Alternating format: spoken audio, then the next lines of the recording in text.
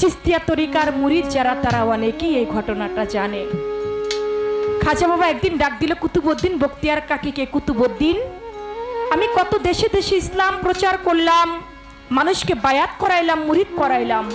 কুতুবউদ্দিন তুমি দিল্লি শহরে যাও, মানুষকে বায়াত করাও, মুরিদ করাও।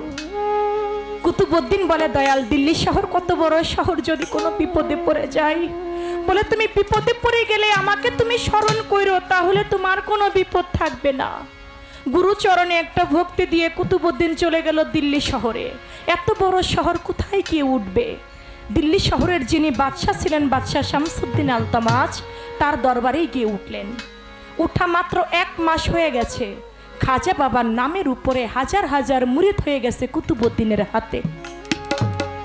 কিছু সংখ্যক লোক ছিল যারা খাজা বাবাকে বিশ্বাস করতো না, যারা কুতুবউদ্দিনকে বিশ্বাস করতো না, তারা 7 থেকে 8 জন বড় বড় নেতারা এক জায়গার মধ্যে বসে তারা বলতেছে, যেমন করেই হোক খাজা বাবার ভক্ত কুতুবউদ্দিনকে আলতামাজের দরবার হতে তাড়াইতে হবে। বলে, কেন তাড়াবো? বলে, যেমনি ভাবে ইসলাম প্রচার করতেছে, মানুষকে বায়াত করাইতেছে, মুরিদ করাইতেছে, এমনি ভাবে যদি আর কিছুদিন চলে, আমাদের যে বাপ দাদার ধর্ম আছে তা নষ্ট হয়ে যাবে, তা আর থাকবে না। যেমনি হোক কুতুবউদ্দিনকে তাড়াইতেই হবে।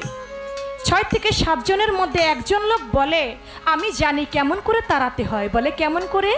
বলে, অমুক একটা পতিতালয় আছে, আর পতিতালয়ে সুন্দরী একটা নারী আছে, ওই নারীটাকে দিয়া যদি কোনো মিথ্যা প্রবঞ্চনা করানো যায়, তাহলে কুতুবউদ্দিনকে তাড়ানো অনেক সহজ হইয়া যাবে। চলে গেল পতিতালয়ে। পতিতালয়ে গিয়ে দেখে সুন্দরী একটা নারী, কিন্তু তিনি 5 মাসের অন্তঃসত্ত্বা। যায়া বলে, হে সুন্দরী নারী, তোমাকে একটা কাজ করে দিতে হবে। বলে, ভাই রে, আমি কি কাজ করব? আমি 5 মাসের অন্তঃসত্ত্বা। বলে, তুমি 5 মাসের অন্তঃসত্ত্বা, এই জন্যই তোমাকে আমাদের দরকার। বলে, কি দরকার? বলে, তুমি একটা ব্যক্তির নামে একটা মিথ্যা কথা বলবা। বলে, কার নামে?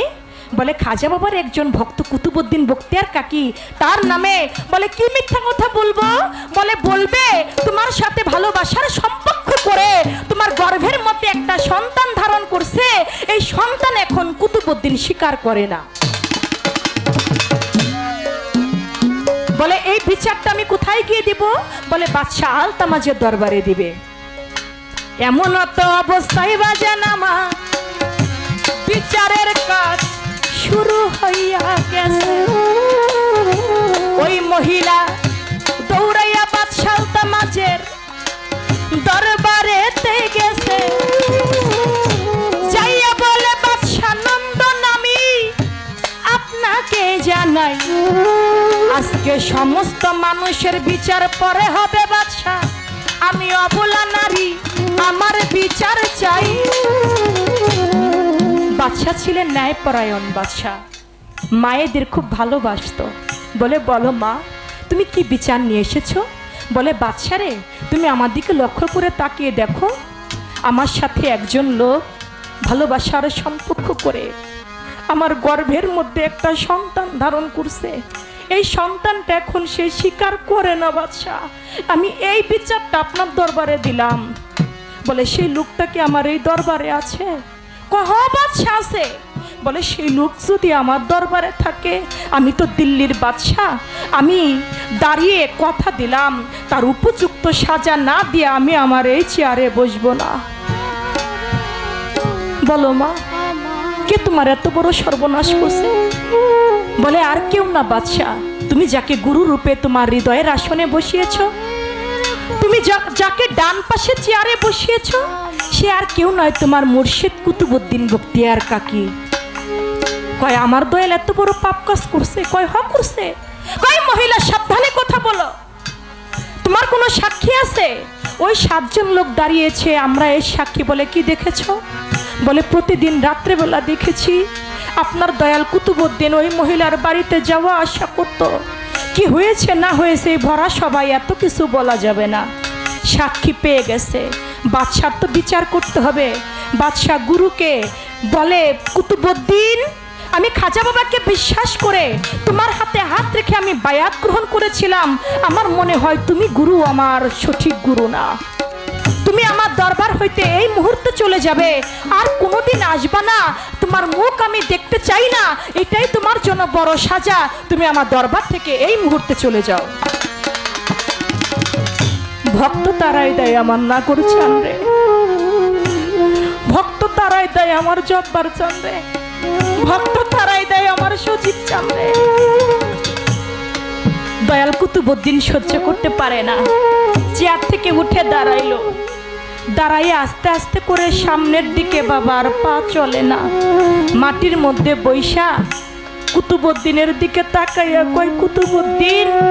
আলতামাজের দিকে তাকায় কয়ে, আলতামাজ তুই না দিল্লির একজন বাদশাহ, আজকে 7 জন লোক সাক্ষী দ্বারা আমি তোর গুরু, আমাকে তুই বিশ্বাস করলি না, আমারে তুই দরবার থেকে তারাই দিতাছস। এ বাদশাহ, এত বড় পাপ কাজ আমি করছি কিনা আমারও তো একটা সাক্ষী থাকতে পারে রে বাদশাহ। কই, তুই তো আমার কাছে আমার একটা সাক্ষী চাইলি না। বাদশা রে, তুই কি আমার একটু সময় দিবি? আমি আমার সাক্ষীকে হাজির করতাম। কুতুবউদ্দিনের কথা শুনে আলতামাজ বলে, ঠিক আছে, তুমি তোমার সাক্ষীকে হাজির করো। বিপদে পড়ে, নিদানে পড়ে ডাকে আমার খাজা বাবাকে। পথের কাঙ্গাল করলি তুই আমার, দয়াল ঘরের বাহির করলি তুই আমার। আজকা পথের কাঙ্গাল করলি তুই আমার।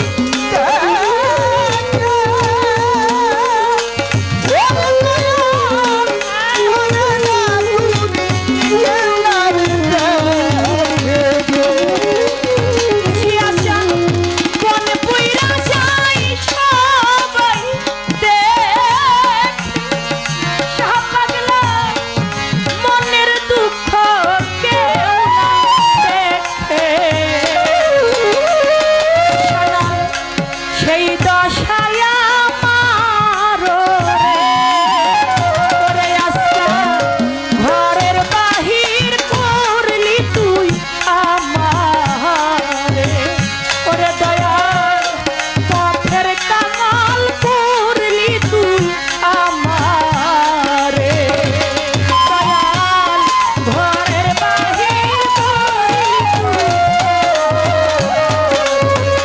ওরে দয়াল পথের কাঙাল করলি তুই, ওরে দয়াল পানির মধ্যে সকল মন করে,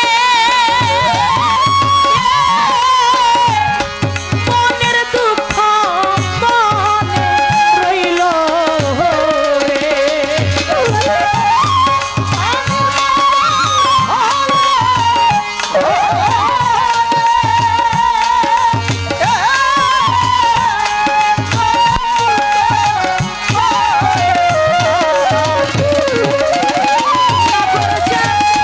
পানির মন সকল মন করে, আমার মন তো রয় না ঘরে, কি ঔষধ খাওয়াইলি রে, ওরে আস্থা ঘরের বাহির করলি তুই আমার, ওরে দয়াল পথের কাঙাল করলি তুই আমারে, ওরে দয়াল পথের কাঙাল করলি তুই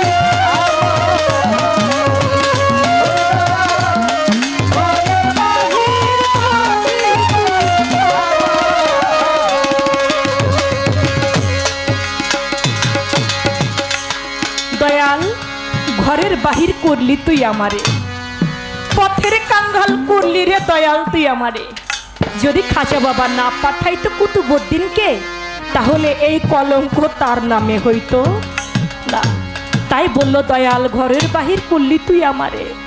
যখন খাজা বাবা কেমনি করে ডাকে, আজমির শরীফে খাজা বাবা একটা হুজরাখানার মধ্যে বসা, হঠাৎ করে খাজা বাবা তার ভক্তদেরকে বলতেছে, ভক্তরা রে আমার মন বলতেছে আমার কুতুবউদ্দিন আমাকে ডাকে, আমি তোমাদের মাঝে এখন আর থাকতে পারবো না। দিল্লি শহর থেকে আজমির শরীফ প্রায় 550-600 কিলোমিটারের পথ। আমার খাজা বাবা এক চোখের পলকেই বাদশাহ আলতামাজের দরবারে পৌঁছে গেল। ওলি আল্লাহরা পারে না এমন কোনো কিছু নাই। এজন্য বলছিলাম আমার গুরু সব জানে।